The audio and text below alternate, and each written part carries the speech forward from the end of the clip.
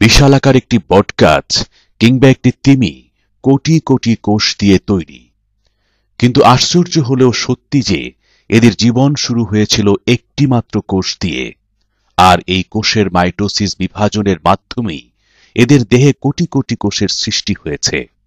Mitosis কোষ বিভাজন বর্ণনা করার জন্য কয়েকটি ধাপের কল্পনা করা হয়। প্রোফেজ ধাপে পানি বিয়োজনের ফলে ক্রোমোজোমগুলো খাটো ও মোটা হতে থাকে। প্রতিটি ক্রোমোজোম লম্বালম্বিভাবে বিভক্ত হয়ে দুটি ক্রোমাটিড উৎপন্ন করে। এই ক্রোমাটিড সেন্ট্রোমিয়ার নামক একটি বিন্দুতে যুক্ত থাকে। প্রোমেটাফেজ পর্যায়ে প্রাণীকোষের সেন্ট্রোসোম বিভক্ত হয়ে পরস্পর বিপরীত দিকে সরে যায়। সেন্ট্রোসোম দুইটি এক ধরনের প্রোটিন সমৃদ্ধ তন্তু দ্বারা যুক্ত থাকে। এই তন্তুকে বলা হয় স্পিন্ডেল তন্তু। এই স্পিন্ডেল তন্তুগুলো মিলিত হয়ে স্পিন্ডেল যন্ত্র তৈরি করে।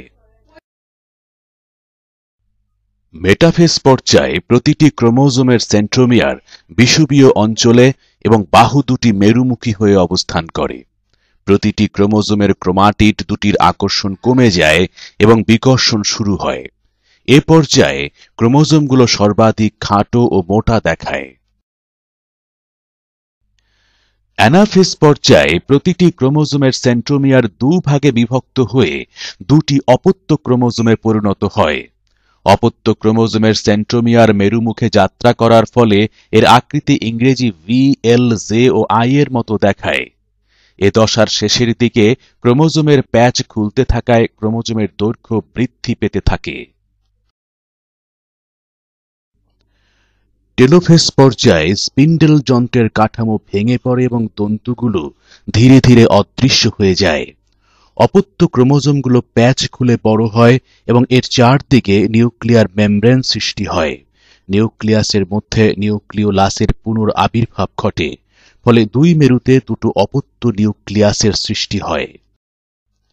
সাইটোপ্লাজমের বিভাজনকে সাইটোকাইনেসিস বলে। প্রাণীকোষের ক্ষেত্রে বিষুবীয় অঞ্চল বরাবর কোষ ঝিল্লিটি গর্তের ন্যায় ভিতরের দিকে ঢুকে পরস্পর আলাদা হয়ে যায়, ফলে একটি কোষ থেকে দুটি কোষের সৃষ্টি হয়।